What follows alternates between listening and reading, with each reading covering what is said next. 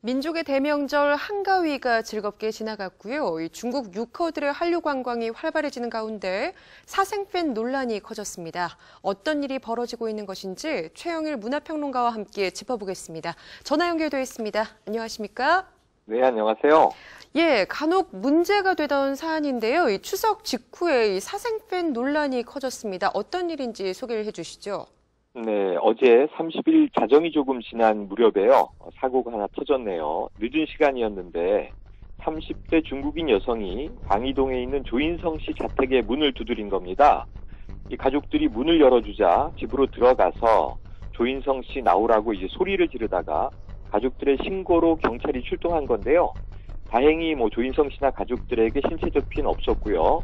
늦은 시간이라 많이 놀랐을 텐데 경찰은 이 조사를 마치면 가택 무단 침입으로 불구속 입건할 예정을 밝혔습니다. 소속사에 따르면 이 중국 여성 팬은 안면이 있었던 모양이에요. 평소에도 조인성 씨를 많이 좋아해서 동생이 운영하는 카페도 찾아가는 등 사생팬이었다 이렇게 알려졌는데요. 이 해당 팬은 오히려 문이 열려 있어서 들어갔을 뿐 오히려 가족들이 팔을 잡아 당겨서 멍이 들었다 이렇게 이제 항의를 하는 것으로 전해지고 있습니다. 예, 팬의 마음을 이른바 이제 팬심이라고 부르는데요. 이 올바른 팬심은 이 늦은 시간에 자신이 좋아하는 스타가 좀 잘 쉬길 바라야 하는 게 아닌가 싶습니다. 그런데 이런 일이 어쩌다 한두 건 일어나는 게 아니라는 게 문제겠죠?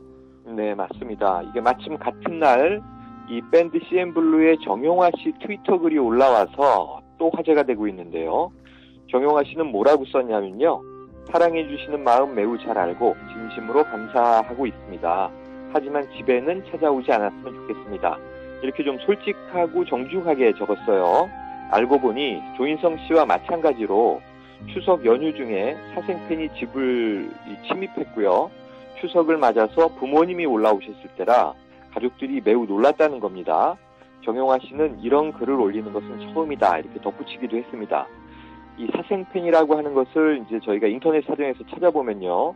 자신이 좋아하는 스타에 대해서 사생활을 포함해서 일거수일투족을 다 파헤쳐서 알고자 하는 또 자신의 일상생활을 다 팽개쳐두고 어디든 따라다니는 팬들을 이제 일컫는 말이잖아요.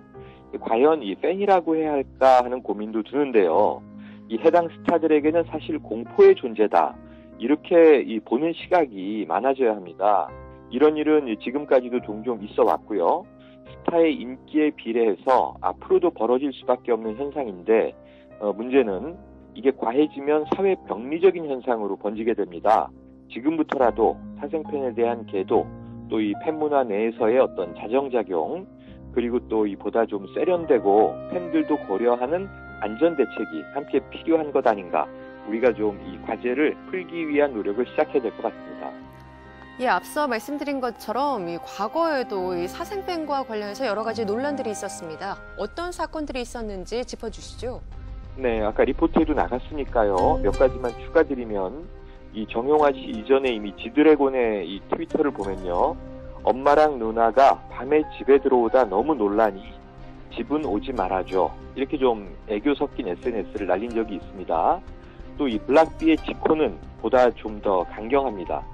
누누이 얘기했습니다. 개인적인 공간을 침해하는 행위는 절 학대하는 거나 다름없습니다. 절대 팬사랑이 아니에요. 이렇게 좀 절규하듯 트위터를 올렸어요. 이 모 유명 보이그룹의 경우에는 단체 숙소를 이제 이사하는 일도 벌어졌는데요. 주소가 노출돼서 너무 많은 팬들이 둘러싸고 에워싸고 이제 자주 침입했다고 하는데 속옷을 비롯해서 개인 소지품을 들고 가는, 그러니까 이제 엄밀하게는 절도죠. 이런 일도 왕왕 발생한다고 합니다.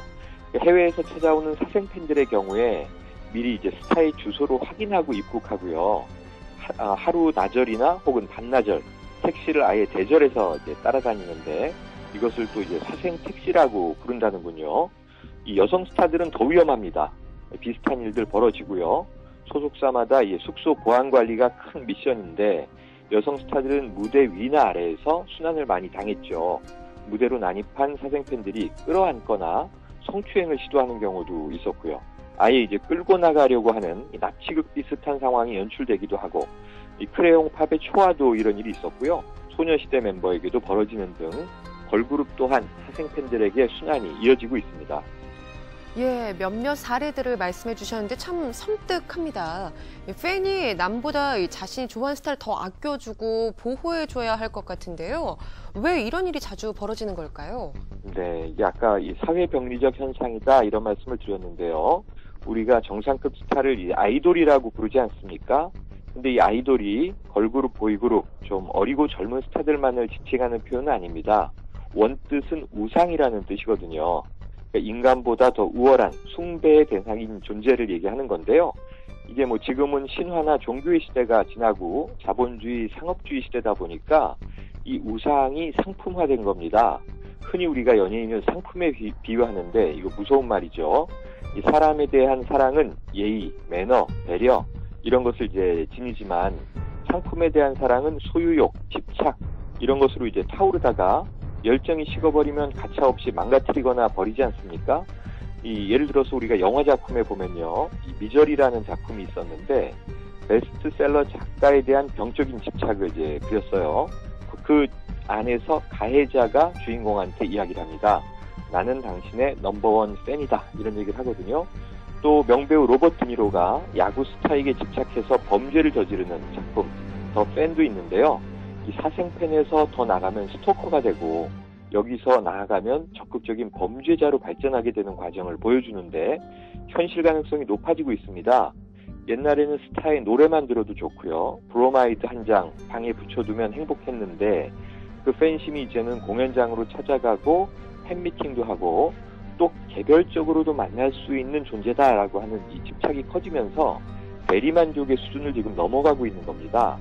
스타와 팬의 올바른 관계 재정립 좀 심각한 시점에 와 있다고 봐야겠습니다. 예, 늘 논란이 되고 있지만 영원한 숙제인 것 같습니다. 그렇다면 이 바람직한 스타와 팬의 관계란 어떤 기준을 좀 제시할 수 있을까요? 네, 결국은 이제 사람으로서의 선을 지켜야 되는데요. 팬은 다수지만 스타는 고유한 사람이고 한 개인입니다. 그러니까 이제 팬들이 먼저 스타의 생활을 지켜줘야 될 텐데요. 뭐 우리가 남녀 관계에서도 선 이야기 많이 하고요. 부모 자식 간, 또 선생님과 제자 간에도 선이 있는데 스타와 팬의 관계도 예의가 필요한 겁니다. 콘서트장에서는 미친 듯이 이제 소리치고 뛰는 게 예의지만 또 혼신의 힘을 다하고 돌아가서 재충전하고 쉬는 스타의 뒷모습에 대해서는 박수 쳐주고 거리를 두어줘야 되는데 그것을 이제 허용하지 않는 게 문제가 되겠죠. 가장 중요한 것, 결국은 모든 인간은 프라이버시, 사생활을 갖는다. 그 가족관계건 연인관계건 결혼관계건 이 사생활의 영역을 보장해줘야만 스타와 팬의 정말 올바른 관계가 정립될 수 있겠습니다. 이 주목받는 소수가 익명의 다수에게 지켜야 하는 예의, 스타 예의도 필요한데요. 이러한 이제 양자 간의 예의가 새로운 시대에 좀 노블리스 오블리제로 발전하기를 기대해 봅니다. 예, 사생활을 보호받아야 마땅한 이 똑같은 한 사람, 한 개인이라는 것, 이 스타라는 이유로 자신의 모든 사적 영역까지 침범받아야 하는 것은 아니라는 것을 꼭 잊지 말아야겠습니다. 오늘 말씀 잘 들었습니다. 고맙습니다. 네, 고맙습니다.